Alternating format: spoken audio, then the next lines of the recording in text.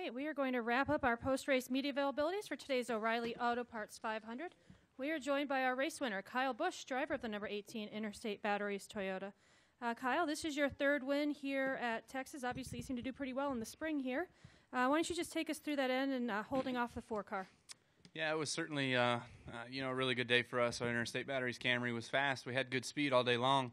It was a little bit difficult to pass, especially when you kind of got up to somebody. You kind of play with that accordion effect from 4 to 6 lengths or so, and just trying to get that guy to make a mistake in order to get under him, in order to get by him. But that was kind of the tail of the tape for a long time there, and at the end, myself with Harvick there, that last restart, I got a really good restart, was able to kind of get away a little bit.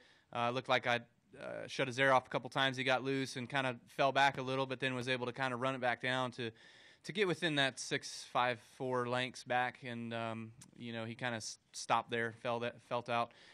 That was as close as he could get, thankfully. I was just kind of focusing on what I was doing, making sure I could hit all my marks and hit all my laps there at the end of the race. And if I didn't make a mistake, then he was just going to have to get by me and just outtake us and or overtake us and be able to get the race for himself. But we held him off, and good day for us in Interstate Batteries Toyota here at Texas Motor Speedway.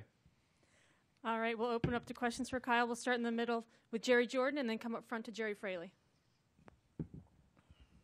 Jerry Jordan, Kicking the Tires at PRN. You've already changed it on Wikipedia. You have tied Bill Elliott number of wins in the Cup Series. What are your thoughts on that? Yeah, it's cool. It's certainly anytime you keep winning races and kind of keep moving up the ladder, it's really special. And for myself, and for as much as I love to win and hate to lose, it obviously feels a heck of a lot better when you can be here in this room and talking about a win rather than a second or a third or something like that, like we have been the past 6 weeks. So, that's hopefully going to continue to grow and continue to get farther up, and we'll see how far we can get. All righty then. Well, watch out, Buck Baker. All right, we'll go to Jerry and then Bob. Jerry Fraley, Dallas Morning News. Kyle, it was just mentioned you're a proven winner. You've been very close this year. Nonetheless, is there any sense of relief to get the first win of the season? Yes, it certainly is. Especially here at Texas, this is probably not one of my best racetracks. We've definitely run well here, or run better here the last few years, but you tend to struggle sometimes at some places, and this one's kind of one of those, especially with a repay for me. They're just not my favorites, So to be out front and to have the track position when we did, how we did, was really great for us. My guys did an amazing job on pit road all day. We had that close call there with that one restart in 1 and 2 with Chase on our outside, and from there we were kind of able to work our way back up through traffic and kind of jump a couple guys under the pit stops there. But overall, I felt like our car was either first or second all day long. We'll go to Bob and then up to the press box to Chris. Bob Hocker, CSPN. Joe said that days after you finish second can be long days. I'm curious how many long days you had after Martinsville. I don't know. I think he just says that because we go to the shop and I give everybody hell on Mondays or Tuesdays during our meetings, So that's kind of the biggest thing, is just making sure that you keep trying to put the drive in the fire and keep everybody lit up and fired up. And I feel like I'm pretty easy to be able to do that because of myself and my temperament and my drive and my focus and everything that I do behind the wheel. So as much as I give it everything I got, I want to make sure all of our people are giving it everything they've got to, and they've been doing a phenomenal job the last 3-4 years especially. Our Toyotas have been good. They've been fast, and Joe Gibbs Racing as a whole has been good, and everything with communication between all the teams has been phenomenal. So we'll just keep plugging along and keep going. I feel like we still need to improve more and more, and it feels good to be able to run as fast as we are with still, I feel like, the improvements that we can make. Yeah, man, you got to forget about it. You got to move on. It certainly stung driving home from Martinsville the whole way home, and from there, the next morning we were on the vacation. So I wasn't worried about anything after that. We're going to go upstairs to the press box to Chris Knight. Chris Knight, CatChance.com. Kyle, now that we saw you get your win today, can you get on the same roll that we saw Harvick did, where you got 3 wins in a row?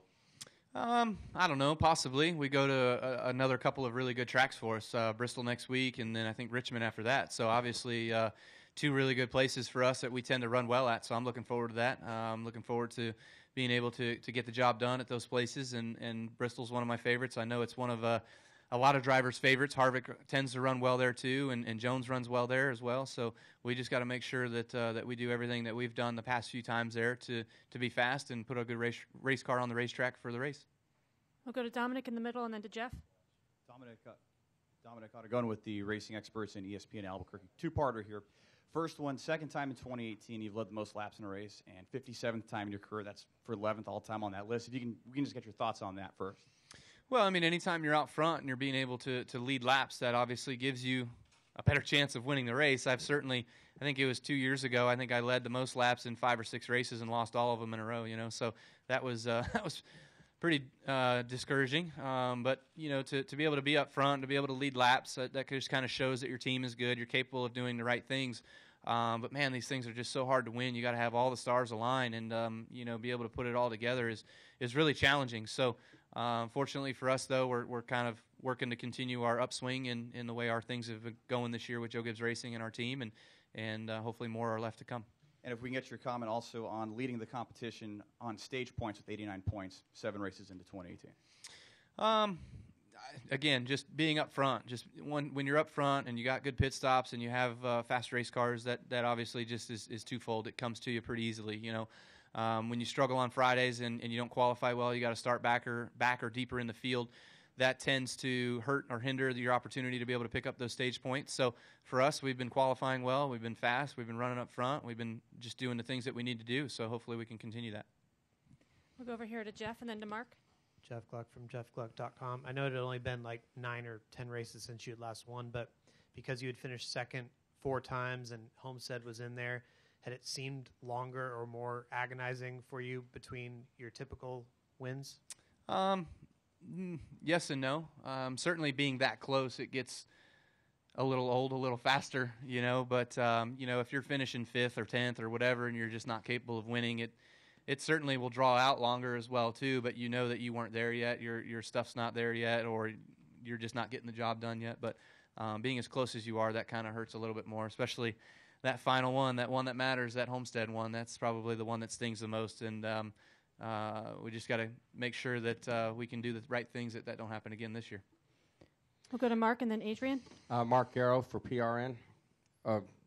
Gotcha. Hey, man. You still have the same drive, still the same fire and competitive spirit and all that, but you climbed out of the car at Martinsville pretty low-key for finishing the runner-up. Do you feel now that you handle some of the things that frustrate you or the frustrations themselves better? This ain't no new Kyle talk again, is it? No. That doesn't exist. It's just, the second place after Martinsville, it was obviously discouraging, but we were third to fourth for the early part of the race, and then we were second or third kind of the end of the race.